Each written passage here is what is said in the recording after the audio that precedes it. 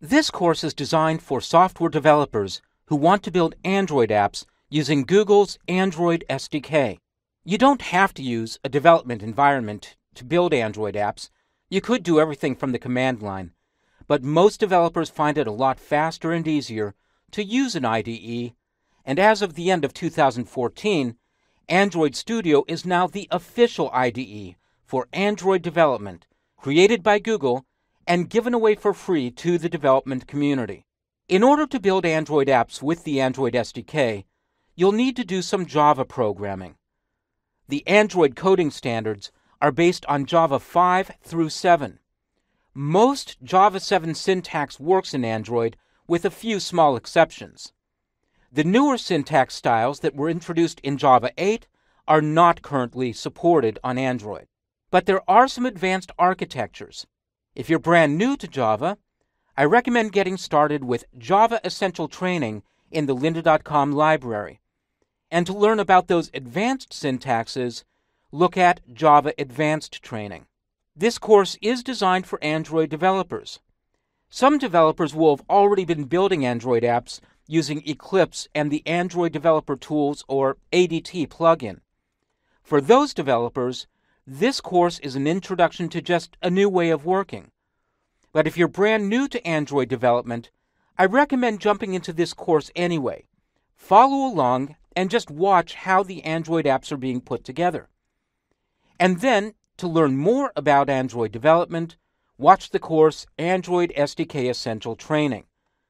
The current version of that course is built with Eclipse for ADT, but we'll have a version of the course soon that uses Android Studio. In order to use Android Studio, you'll need to install Java. On Windows, you'll need Oracle's JDK, either version 7 or 8.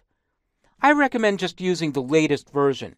It'll have all the latest maintenance updates, and even though it's Java 8, it'll work fine for the Android SDK. On Mac, you need two versions of Java. You need the Java 6 runtime for OS X. If you don't already have it installed, it's incredibly easy to get.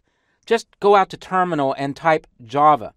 If you don't have it, you'll be prompted to install it from Apple's website. The runtime is needed just to run Android Studio. But then to do your Android development, you'll need the latest Java Developer Kit for Mac OS X from Oracle. I'll show you where to get that later on in the course. As you build your Android apps, you'll need to test them.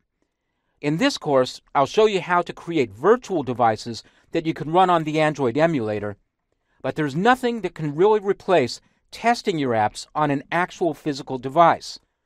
So I recommend having at least one Android device around.